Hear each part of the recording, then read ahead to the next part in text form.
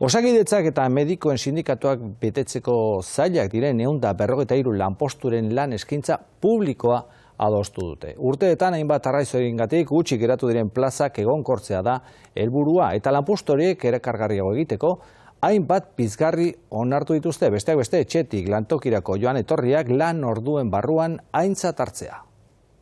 153 plaza betetzeko zailak diren mediku postuetarako, aurrera urratsa sindikatu medikoarentzat. Eta orain prozedura horrekin igual lortuko dugu helburua da betetzea eta uste dugu beteko dugula.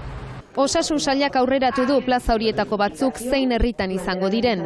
Turtzio, Zerrigoiti, Ataun, Bergara, Oion edota Arabako Lautadan.